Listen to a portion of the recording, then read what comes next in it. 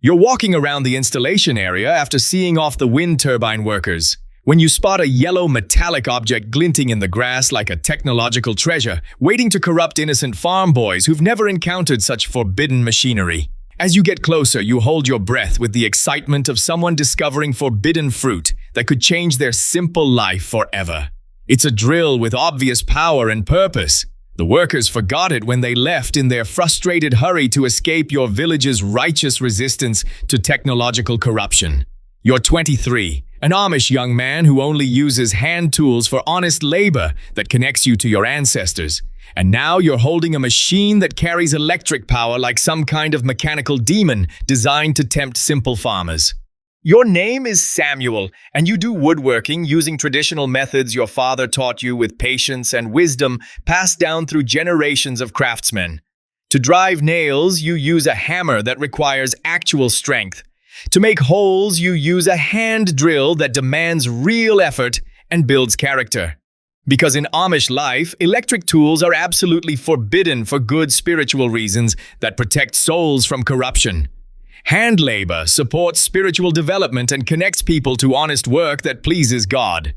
But now, this yellow beast in your hands appears capable of doing those same jobs in mere seconds, like some kind of technological sorcery that defies natural law.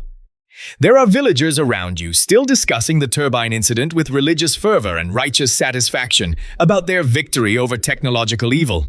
You quickly hide the drill under your shirt before anyone notices this contraband technology that could get you in serious trouble. Nobody should discover your secret possession of forbidden machinery. Daniel approaches with neighborly curiosity and the authority of someone who helped resist the technological invasion.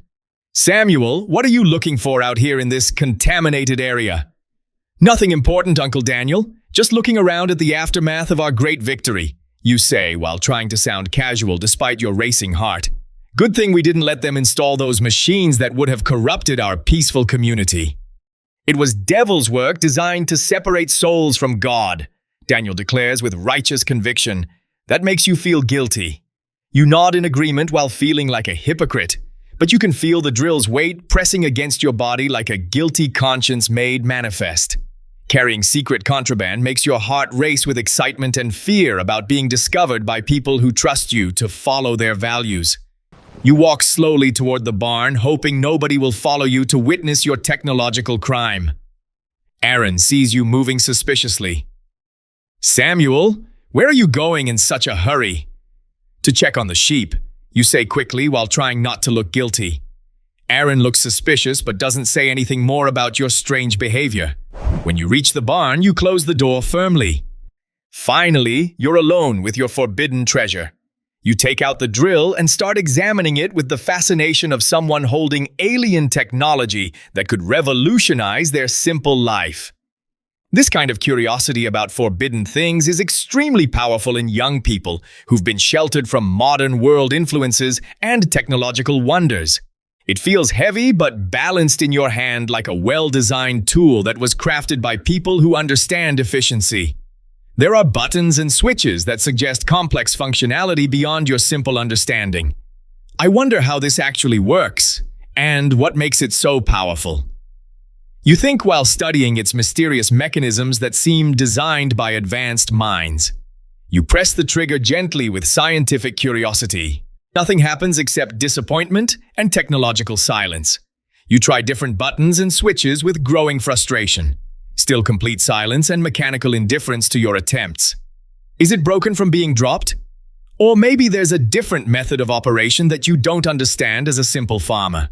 For an entire hour you play with the drill like a puzzle that refuses to reveal its secrets to someone without technological education. You can't figure out the solution to this mechanical mystery. Your brother David enters the barn unexpectedly. Samuel, what are you doing in here that's taking so? When he sees you with the drill, his mouth falls open with shock and amazement. What is that thing, Samuel? He asks with genuine bewilderment and growing alarm. You panic and try to hide it behind your back like a child caught with stolen candy. It's nothing, David! That looks exactly like one of the workers' machines, David exclaims with the excitement of someone making an important discovery. You're forced to confess your technological crime. Yes, I found it on the ground where they were working. David approaches and examines it with scientific curiosity. This runs on electricity, which goes against everything we believe. I know, but I'm curious about how it works. I just want to examine it like a scientific specimen, you explain. Actually, I've been curious about it too. Let's examine it together, David suggests with conspiratorial enthusiasm. Humans are always naturally curious about learning new technologies, especially when they're forbidden. Both of you start examining the drill together like scientists studying alien artifacts. David discovers a button that looks different from the others. What do you think this one does? He asks. He presses it without waiting for an answer. Suddenly, a motor sound erupts from the machine. Both of you scream and jump backward like the drill has come alive with demonic possession. The drill is working. The drill bit at the end is spinning with mechanical fury. It's alive! David shouts with excitement mixed with terror. You're also deeply impressed by this technological magic. This is incredible, but keep your voice down. We can't let anyone hear us. David wants to hold the powerful machine. Let me try it. Be careful, David. It looks dangerous enough to hurt someone. David examines the drill with enormous excitement and wonder. It spins so fast, it's almost a blur. Let's try it on some wood, you suggest with growing technological curiosity. You find an old piece of board and decide to test the drill's capabilities with scientific curiosity. The moment the drill touches the wood, it starts making a hole with effortless power that defies everything you know about woodworking. These kinds of power demonstrations are absolutely mesmerizing to people who've never seen such technology in action and have only known hand tools. Incredible! David exclaims with boyish enthusiasm that borders on religious awe. It's so fast, it's almost magical. You're also amazed beyond belief by this technological miracle. What would take an hour with a hand drill, this machine accomplished in seconds with mechanical precision. Look how powerful this machine is. Yo, it's like having superhuman strength, you say with genuine admiration for modern engineering. Both of you start taking turns experimenting with your new technological toy like children who've discovered fire for the first time. You drill holes in different pieces of wood, like children playing with a fascinating new game that reveals the power of modern technology. Hours pass without you noticing because time flies when you're having forbidden fun. You're having too much enjoyment with contraband technology. Samuel, nobody should ever see us with this device, David warns with growing awareness of the danger they're courting. You're absolutely right. This must remain our deepest secret or we'll face serious consequences. But at that exact moment, the barn door swings open unexpectedly. Neighbor Wilhelm walks inside without invitation. Boys, what's all that noise coming from? Dear Lord! When he sees you with the drill, he goes into shock like someone witnessing supernatural evil. What is that demonic device? Where did you find such a thing? You and David freeze in place like criminals caught in the act of terrible wrongdoing. Uncle Wilhelm, I can explain. Wilhelm starts shouting for help at the top of his lungs. Jacob, come quickly! Emergency!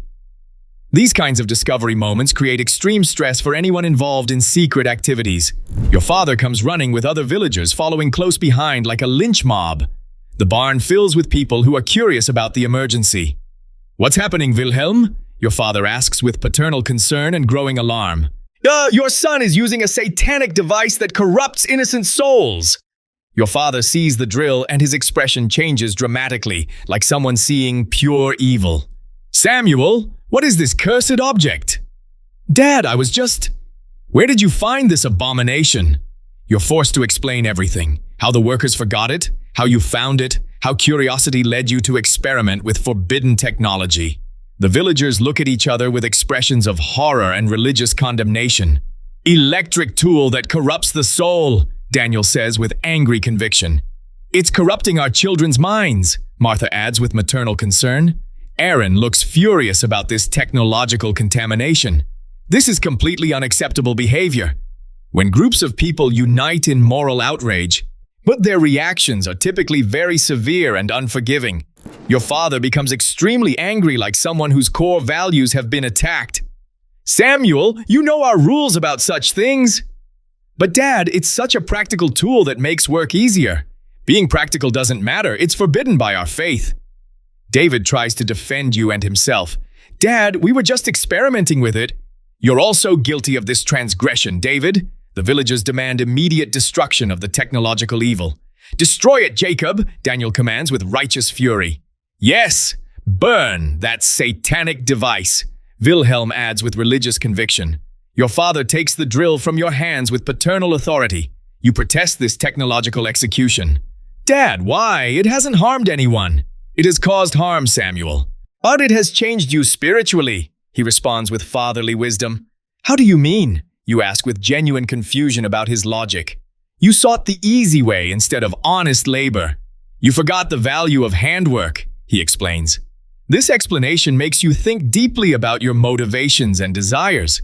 These kinds of value discussions create profound philosophical questions about progress versus tradition. "But Dad, it works faster and accomplishes more.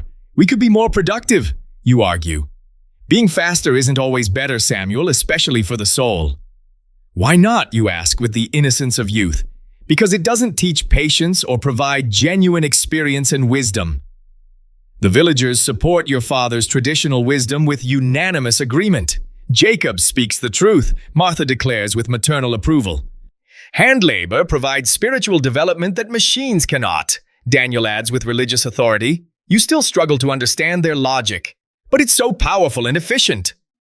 "Power isn't always virtue, Samuel," your father states with philosophical wisdom. Your father prepares to smash the drill against a large stone to destroy its corrupting influence. You make one final plea for technological mercy. "Dad, please! It's just a simple tool that makes work easier." "No, Samuel. This technological contamination ends right now." He strikes the drill hard against the stone. Plastic pieces scatter everywhere like the remains of defeated evil. The drill becomes completely inoperable and technologically dead. You feel deeply sad about losing your technological discovery. "Dad!" "This is for your own good, Samuel.